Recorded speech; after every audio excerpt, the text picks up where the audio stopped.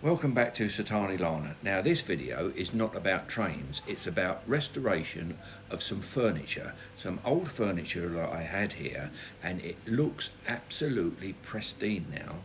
You might find it interesting. Mind the gap.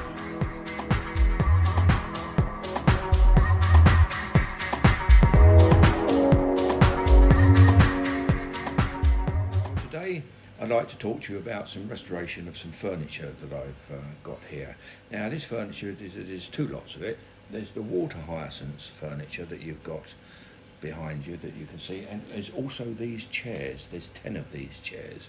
Now all of this was made in Bali in Indonesia, and the chairs are made from plantation teak wood, and they're about 4 years old, the same age as the water hyacinths furniture. They've had a bit of use here at home. The water hyacinths furniture was in the one of the lounges, and then it went into a sitting room, and then it came outside into the terraced area, and then when I refurbished all of this behind us, I put it here. But it needed some restoration, and with all furniture, it's only as good as the upkeep that you maintain with it, in as far as keeping it in good condition and making sure that, especially in a humid climate like we have here, making sure that it's really sort of looked after. So what we did with the water hyacinths furniture, first of all, we used an airline to blow off all of the surplus dust right away through it.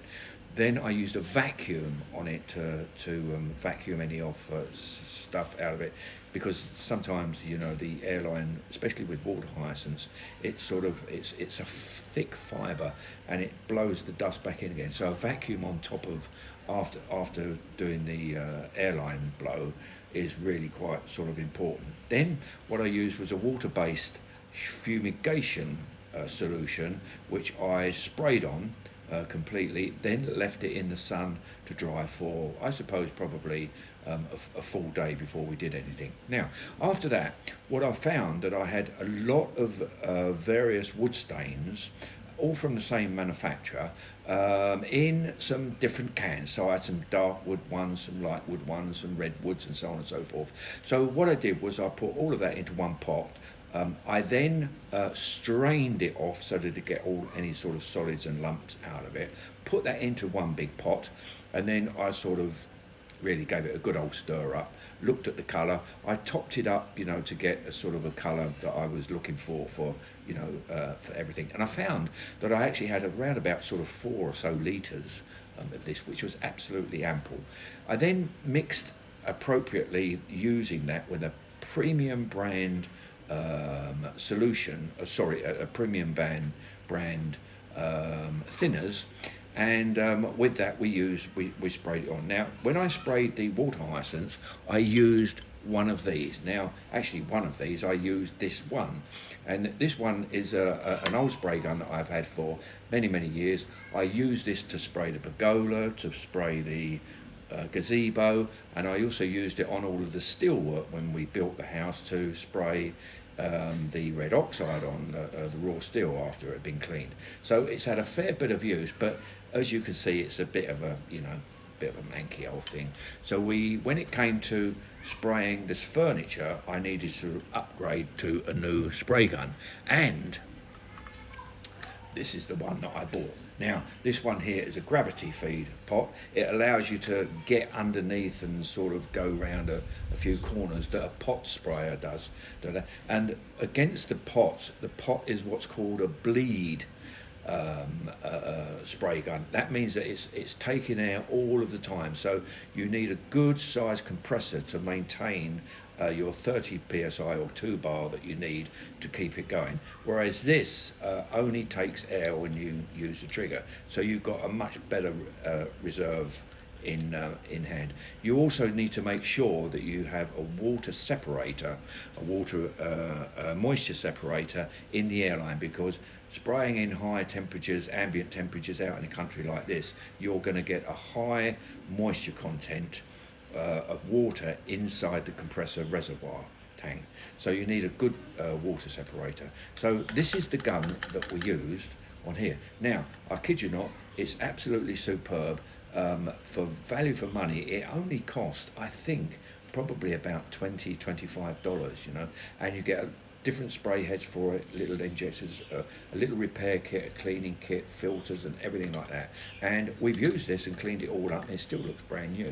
So very, very pleased with that. Now, what we did was, of course, we got all of this furniture resprayed. Now, when we did this furniture here, what I had was, originally it had the factory finish when it came over here, and then we had a sort of a top up in as far as a light rubbing down of the original lacquered finish, and then hand brush painted onto it a new lacquer.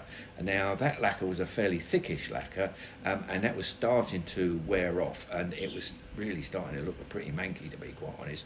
So the first day's work was actually 10 chairs here, was removing all of that old lacquer hard stain off of it, right back down to the bare wood. And that was quite a full day's work for a couple of people, myself and my lad.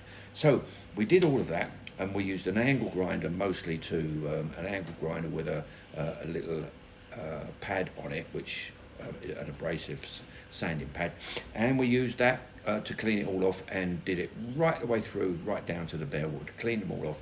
And then also at the same time I had to do some repairs on them, so that we redowed and repinned all of the joints right the way through, re-glued all of them, took them apart in some places, so they're all right sturdy and strong right back again. Another light sanding off, and then I used that lacquer. So the first couple of coats went on around about 4 weeks ago, and I let that harden off nice and firmly before I finished them off, which was yesterday.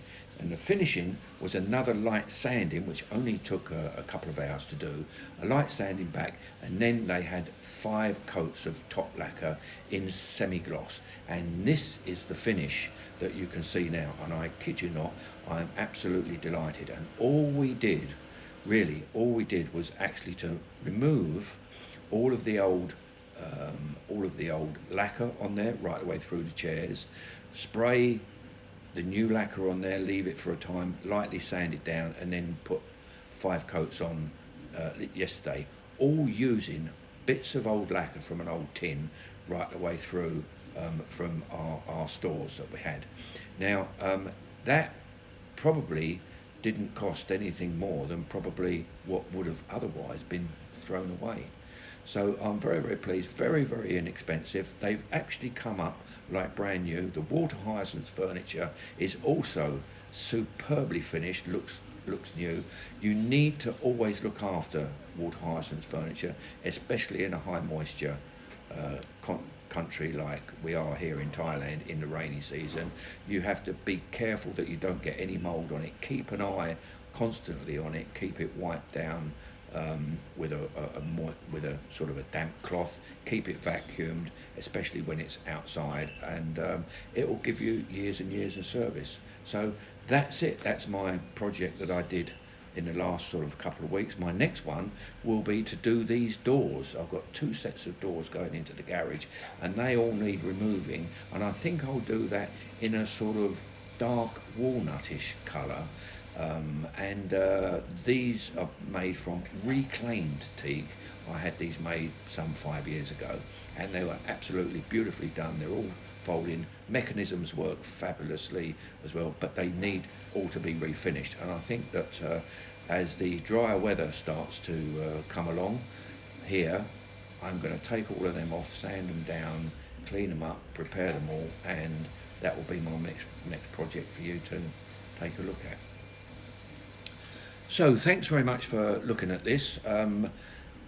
If you like it, subscribe. If you like it, comment. If you want to ding the bell for anything more coming along, that's fine. If you don't bother me. I'll just keep on making these videos. Bye. Mind the gap.